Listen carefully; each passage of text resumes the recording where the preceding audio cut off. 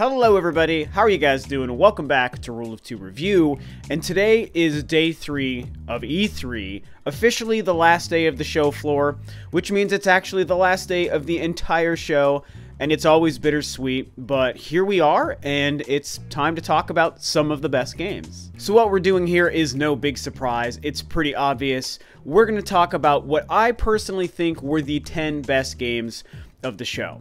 And it's really more of my 10 favorite games than necessarily the 10 best games. I'm not going to claim to speak for anyone else but myself. I just want to share with you guys what games stood out to me the most as a fan.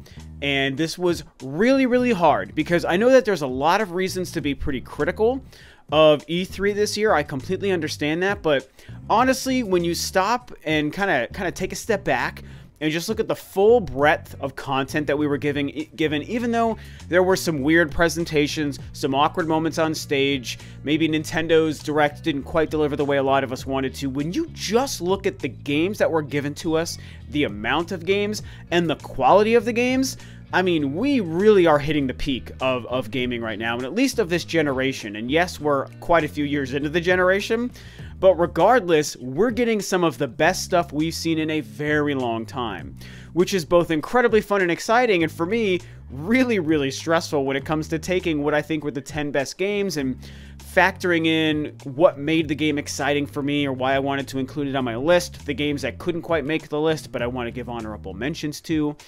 It's just really insane. Now, there are 100 different factors or different kinds of criteria I could have used to really determine this list.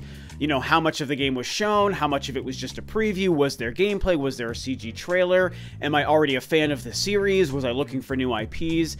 I mean, there's 100 different things, and I realized I didn't want to get too deep into the whole, like, there had to be a certain amount of gameplay, or there couldn't be just a CG trailer, or whatever. I didn't want to worry about that. I was like, you know what? I'm just going on my gut instinct, my gut feeling and reaction as a fan. Most of these are from established series, so a huge part of what I factored into this was how much do I love that series and what am I looking forward to from that game. That's just the way it is because, again, I'm not making an official list. I don't work for a website. I work for me. I'm just making Rob's list of my favorite games. So with that out of the way, let's go ahead and get started with number 10. And coming in at number 10, this was probably actually the hardest of all of the places to decide, believe it or not. It wasn't even number 1. It was probably number 10, but for me, it was Damon Ex Machina, which was the very first game we saw from Nintendo at their E3 Direct this year, and what a crazy cool surprise. I think part of the reason it made my list is because, specifically from Nintendo, it was one of very few actual surprises, and I mean, we love surprises at E3. That's one of the biggest and most exciting things about the show, especially for Nintendo, for a huge Nintendo fan like myself and a lot of you.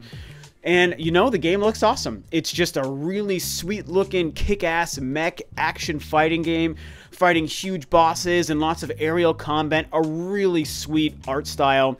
And I caught a little bit of the treehouse where they showed it off, and there's a really cool level of customization, and you get your own warehouse you have to walk around where you keep your mech, and, you know, I mean, pretty simple and straightforward, I guess, as far as what we've seen so far.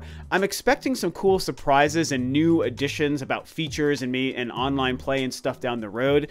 The game right now is set for 2019.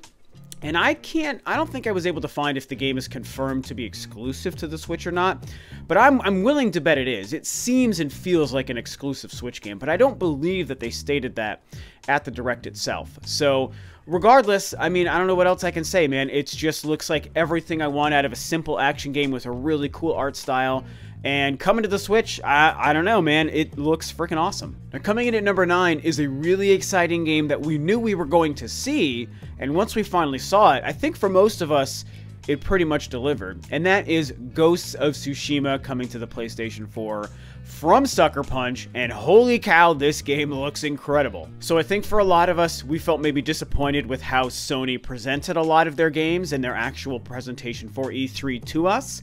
And when it comes to Ghosts of Tsushima, what I was hoping out of those big 4 games were some really, like, intimate deep dives, talking with developers, showing a couple of different things, a couple of gameplay demos with different mechanics or story elements, or whatever. I was hoping for, like, 20 minutes on this game, similar to what Nintendo does at the Treehouse.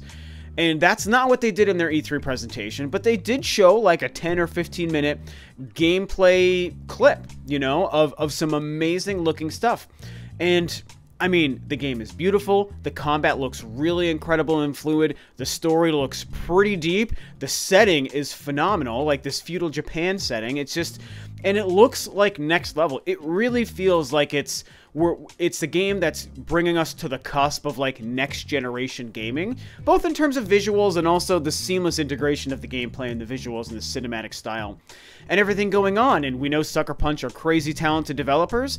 It was a game that we've all been wondering what it was truly going to be like when it was first revealed a little bit ago, and now that we've seen it at E3, I think it pretty much met or exceeded a lot of our expectations. So for me, it comes in at number 9. Now coming in at number 8 is a game I was hoping to include a little bit higher, but I don't think we saw enough of it just yet to really do that for me. However, I do think it looks great. We know it's going to be a phenomenal game, and that is Fire Emblem Three Houses for the Nintendo Switch. We were really hoping to get a lot of crazy cool stuff from Fire Emblem from Nintendo at E3 this year, and they did finally unveil the game. They showed us what it looks like, they gave us an idea of what's going on with that pretty cool trailer during the E3 Direct, and hey, it's more Fire Emblem, it's console Fire Emblem, you can see a couple of new things and new mechanics going on in there, and that's great. Of course, we're all disappointed, and some of us, like myself, are shattered at the idea of it being delayed till 2019. But, you know, that's how these things go. I was starting to worry in the back of my brain that that might happen going into E3 this year. And sure enough, that is what it is. Spring 2019, you guys, that's like a year from now. We're like summer, springtime right now. That game is going to be like probably March or April next year. So it's pretty far off, which is very, very sad. But it looks great, you know, pretty obvious art style. They didn't really change up the visual or art style for the console, which was a smidge disappointing, but at the end of the day, I don't think that really has to matter. The combat looks great, and you've got huge armies on the battlefield, which is very different than your typical Fire Emblem experience, and having those huge group attacks where you send like a barrage of your soldiers to the enemy soldiers across the field. It looks really, really sweet. They do give us this hint at being able to run around the environment in 3D and maybe have some sort of different action platforming or character conversations outside of the battles in like a 3D space. And I just think that that looks really cool. It's Fire Emblem. We know it's going to be great. I love Fire Emblem, and so I'm crazy stoked for a Fire Emblem on the Nintendo Switch. Coming in at number 7 is Ori and the Will of the Wisps. Yo, I cannot wait for this game, man. This is going to be so cool. The first game is one of my favorite platforming games of that style I've ever played. It's probably still my favorite game on the Xbox One, and I know you can play it on PC too, whatever. As far as Xbox One games and Xbox One console exclusive games, I really think Ori is my favorite. One of the best games of this generation. And because of that, the idea of that continuing and another game with a whole new world and new levels and new abilities added to the characters coming is just really, really exciting. Also a 2019 game, which was really disappointed. I really thought that that was going to be a 2018 title, man. So much stuff from E3 this year is 2019. Not a whole lot for this year. But you know, release date aside, it's another Ori game. It looks just as beautiful. You can see the improvement in the visuals and the character models coming from the first game to this game. But, I mean, let's be real. Both of the games are absolutely beautiful in terms of their art styles.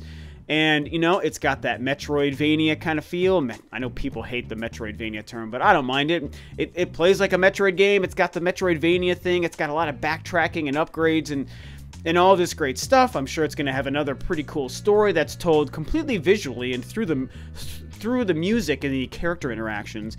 I think it's going to be awesome, and so it's a sequel to one of my favorite games of this generation, so I can't wait for the next Ori. Okay, coming in at number 6 is a game I was very excited to learn about, and so far, it has not disappointed, and that is Sekiro Shadows Die Twice, or Sekiro, I guess. I'm not really usually too good at those pronunciations. But the Shadows Die Twice game coming from Software, of course, the Dark Souls team, the Dark Souls and Bloodborne team, their new game that was teased at the Game Awards last year in December, and now we finally saw it unveiled at Microsoft's press conference, and it looks awesome. It's basically that perfect From Software Dark Souls combat put into another feudal Japan samurai kind of setting, but there is a little bit of like a sort of like demonology sort of thing happening, or like a paranormal hellscape sort of thing, because you seem to be very much like a non-human kind of samurai, or a character that has like a bone hand or something that you can do some crazy cool stuff with. And I mean, that's the kind of tone that usually From Software puts into the Dark Souls, the Souls universe games. And to see it in a new setting is very exciting. Obviously, the Dark Souls combat is present in this game, so fair warning to anyone who wants to try this who maybe doesn't like Dark Souls. You're going to have to deal with the Dark Souls Bloodborne kind of combat in this game. Clearly, they've upgraded it and adjusted for this setting and this character and for a new world. There's a lot of new things happening. That weird hookshot thing was one of the #1 things we took away. So there's going to be some differences, probably a faster pace to the combat, and I could see them trying to, I don't want to say dumb down the combat, but trying to make the barrier for entry a little bit wider to make this game reach a larger audience. I could see that happening, but for now, while a lot of it's a mystery, all I can say is, as a Dark Souls superfan and as somebody who loves From Software's combat, this Sekiro game looks incredible, so obviously it was going to make my list. Coming in at number 5 was a game that was very, very hard to place on this list, but I knew it was going to make it pretty high. And that is Fallout 76, because I love Fallout so much. Fallout 76 is a weird game, though, in a weird situation, and we know why, because of the online nature. This game, as the rumors suggested, is going to be an online-only experience. Not quite MMO status, but it is still like you have to connect to servers and play online with our other people in the world. And I think that Todd Howard's incredible presentation of the game is part of the reason it's so high. And I think he said that it's each server you're on, each world you're in, is only limited to like 16 characters or so, 16 other players, because it is still supposed to feel like a little bit of a desolate experience. You are supposed to be... There's supposed to be a feeling of solitude, because that is the Fallout world, the Fallout way. Like, you're stuck in a wasteland after the nukes have destroyed the world, and you're just trying to survive. And so running into too many players would ruin that experience, but also it's supposed to be online, so you're supposed to still have some people you work with and work against. Now, there are still a lot of questions, even though Todd Howard, to his credit, did a great job assuaging some of our fears and talking about it quite a bit on stage, saying you can play this game alone. We're also nervous taking it online. We understand your worries, and we're trying to make sure it's all going to work. But a lot of the online-focused components they added to this game are really exciting. Building a base, having to find the codes with a bunch of other players to send a nuke to your enemy camp, and dealing with the radiation fallout of sending a nuke somewhere else. And I mean, there's really cool stuff going on there. So I like the fact that they're trying to double down on the single player, it's, you know, like soul kind of experience where you feel alone in this world, but also bringing it online with other players. I'm a little bit worried about the lack of the VATS system, because that's part of what makes Fallout great. And I'm a little bit worried about if it's PvP only, because I don't want to worry about other players hunting me down and trying to kill me. I actually hate that kind of stuff. I would like to be able to only engage if I want to, or avoid it if I want to. And we still have to wait to get some more of those answers. But hey, the game is this year one of the few huge games from this year's show that are 2018 releases. That is freaking awesome. I love Fallout. I'm ready to give this online thing a shot. I think it looks great, so I'm pumped. Now, coming in at number 4 is a game that a lot of you might be really surprised to see this low on the list, bearing in mind that coming in at number 4 is not actually low. But diehard fans might be a little bit shocked and maybe a little bit upset, but this is my list and that's how it goes. And that is Super Smash Bros. Ultimate, which was the big feature game from Nintendo at E3 this year. The game we were all waiting to see. What's this game going to be about? What's it going to be like? And it totally delivered.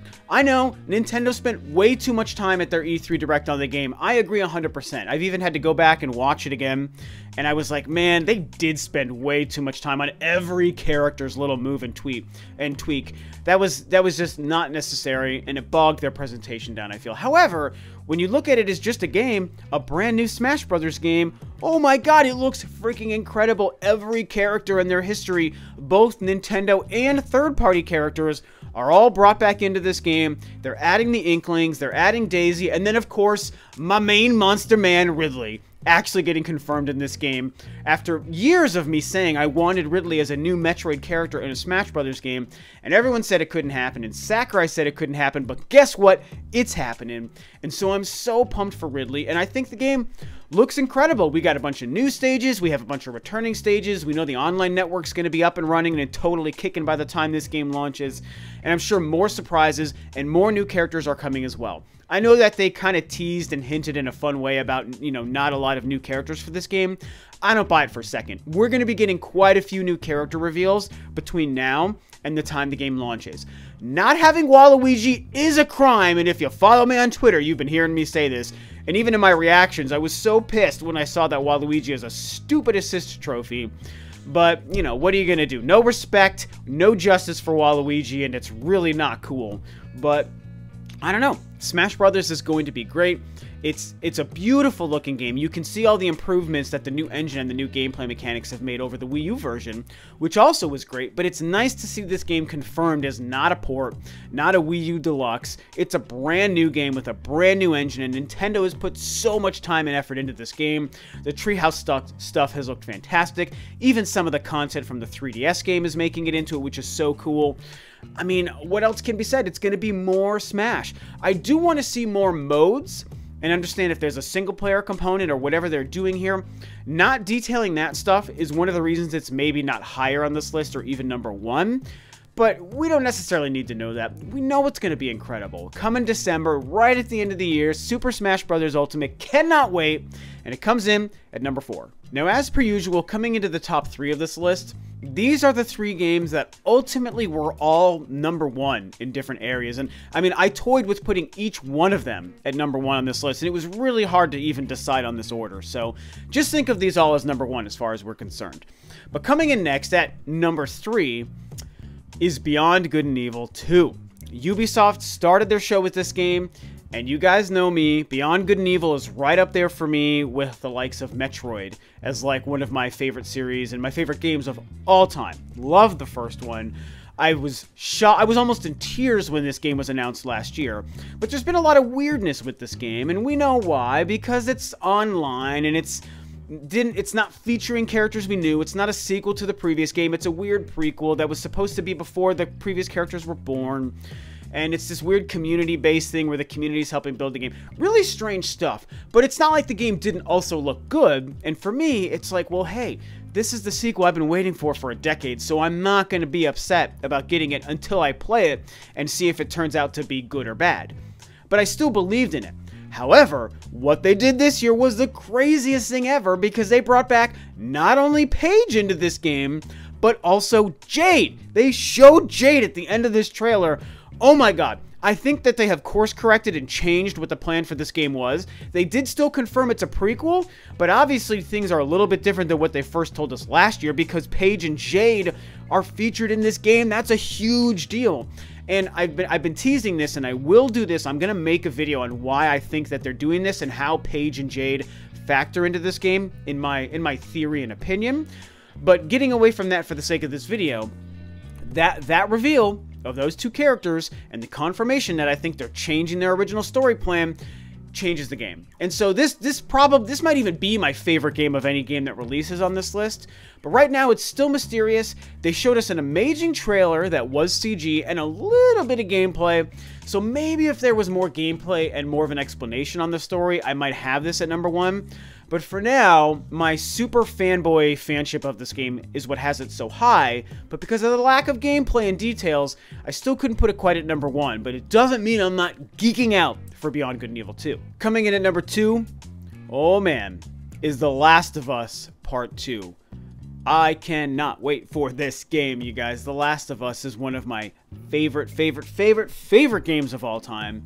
I know that sometimes Naughty Dog's kind of gameplay and story doesn't work for people, and that's fine. I ain't talking to those people. I'm talking to my fellow Naughty Dog and Last of Us fans, man. That game worked for me on like a euphoric level. Loved the story, loved the characters. The gameplay was really good. The world and the traversal of that crazy area that they created in that game was so fascinating, and I'm really excited to take it to the next step. And I need to know what happened between Last of Us 1 and Last of Us 2, because clearly some time has passed, and clearly there's maybe one huge element missing from what we've seen from this game. Except for the first trailer, which kind of hinted at it, we haven't seen what's going on with Joel. Stepping away from Joel and that mystery, which we know eventually will be revealed at some point, we've got Ellie, who's much older. A couple of years have passed since the end of the first game, and she's with some sort of community. She's got some sort of friends and like a social group, and something's happening. I loved the story setup. I loved the bar thing, not a bar, I guess, but like a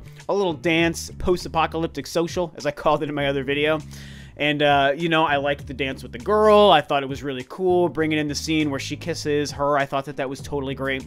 And it was also setting up who Ellie truly is really well, because she's like, people should be afraid of you. And then we see that gameplay flashback, scripted gameplay, but still, it was a gameplay flashback into just how totally brutal Ellie is, and the life that she's leading, and the life that everyone is leading in this world, and what's happening with the Fireflies. And the combat looks incredible. I'm sure that, even though I feel like it was scripted, I'm sure it's a semi-decent representation of what the final game will be like. And it's just, you know, it's more Last of Us. It's the continuation of the story that I fell so in love with. What is happening with Ellie? She's one of my favorite characters in video games. I need to know what's up with Joel, man. Is he alive? Is he dead? What happened? The second the first game cut to black, I want to know what happened next, man.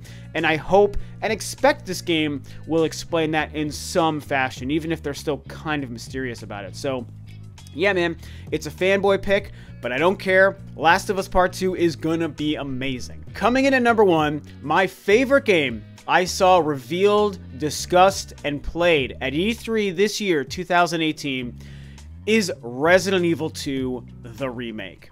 Now, pretty early on, I knew that this was going to make my top, like the top of my list. I didn't quite know number 1, but when I saw what they did, the other gameplay they showed, and factored everything in, I was like, yeah, man, this is my number 1 game of show. This was such a great surprise. Not because we didn't already know that they were working on some sort of Resident Evil 2 remake, but just to see it today, after waiting like years for this game to show up, and what is it going to look like, what are they doing with this game, to see it today, or this year, was incredible. I scared the crap out of my girlfriend, man. Like, I jumped out of my seat clapping like, oh my god, Resident Evil 2 is here. We saw Leon show up, and I was like, this can't be real, oh my god. And, you know, here's what's interesting. Even though this game is my number 1, I'm in this weird, like, gray area with this game for a huge reason. And it's because, on one hand, my favorite Resident Evil game is Resident Evil 4. And that's probably one of my top 5 games of all time, is Resident Evil 4. And what they did with this game, which I did not expect, was they took Resident Evil 2 and basically recreated the entire thing with the Resident Evil 4 gameplay perspective and engine. I mean, that means they rendered the entire game in 3D, and they changed everything that they're doing with this game. So we have basically what is essentially going to be, even though it's a remake, a brand new Resident Evil game that's just like Resident Evil 4, one of my favorite games of all time. That is like orgasmic to me, to know that that's happening, and it looks insanely good. The gameplay, the graphics, the tone, the horror, and the scares, it looks perfect. However, even though Resident Evil 4 is my favorite Resident Evil, I weirdly still prefer the old school static camera angle tank control Resident Evil. And I get that that doesn't work in a modern era. For me as an old school fan, that's why I love it. So it's my nostalgic connection to those games that makes me still desire and prefer that. And knowing they were remaking Resident Evil 2, my hope was that they were going to do for this game just what they did for Resident Evil 1. Because that Resident Evil 1 remake is the second best Resident Evil game ever made. I loved that. And I was like dancing like a crazy fanboy at the idea of a new remake in that style for Resident Evil 2, which is a scarier game than the first one. And they decided not to do that, instead going with the Resident Evil 4 thing. So it's a bittersweet thing where I'm sad they didn't give us the static camera angle remake. I really wanted that, but I'm also thrilled to have a new game that is just like Resident Evil 4, but that's, again, it's a new game. I know it's going to tell the story of Resident Evil 2, but it's been so long, and the game is so crazy different, it's basically going to be a new game. Just like Samus Returns was basically a new game, although it was remaking Metroid 2 from the Game Boy. And so, long story not short at all, I am over the moon for this game. And there was so much gameplay that they showed. There's like, GameSpot has 20 minutes, IGN has 20 minutes of game. There's a lot of gameplay that you can find. And I watched enough of it to get excited, but not enough to spoil what the pace of the game is going to be. And I don't want to get to sections and know where zombies are going to be and what story elements are going to happen and how they're going to deliver the Resident Evil 2 story in this new modern graphics engine. So, all being said, that's my favorite game of show, you guys. Resident Evil 2. Resident Evil is like one of, if not maybe my favorite non-Nintendo gaming series. And this remake looks like Capcom put a lot of love into it. It really should be coming to the Switch, and I hope that that turns out to be confirmed. But right now, it seems like that might not be the case. I don't really care. As long as I've got this game to play, I'm thrilled. And so, the Resident Evil 2 remake, my #1 favorite game of E3 2018. So, that's it. My 10 favorite games of E3 2018. It was a good year. So many honorable mentions. Just to rattle off a few really quickly. The new Halo was shown. If they had shown gameplay and confirmed that game, it probably would have made number like 2 or 3, but they didn't. So Halo is an honorable mention. The new Gears of War 5, Shadow of the Tomb Raider, Death Stranding, Starlink Battle for Atlas, Neo 2, Anthem, Jump Force, Rage 2, Devil May Cry 5. Holy frickin' cow. I mean, so many more games that I could discuss. It was a great year. I know Nintendo's conference wasn't full of surprises like we wanted. I know a lot of other press conferences were really kind of awkward and had too much weird clapping and just weird demonstrations, but who cares? There were so many great games shown across the board. Even with the worst press conference I've ever seen, which was EA's, I still think it was an absolutely fantastic E3. It was a win for gamers. It was a win for all of us as far as I'm concerned, no matter what happened at the conferences. So many great games. So, I want to hear you guys discuss, what do you think about my list, my top 10, and the games that I put in the order that I put them? Feel free to yell at me, because that's how lists work. Also, please share your favorite games of the show. Make a top 10, or just talk about your favorite one game. I want to hear what you guys took away from E3 this year, because that's what makes E3 so great. We get to all come together as gamers and just be excited about the next year of cool games to play. So, that is going to be it for me today. Thanks, of course, as always, for tuning in, guys. This is Rob of Ro2R Review, and I'll catch you guys next time on another video.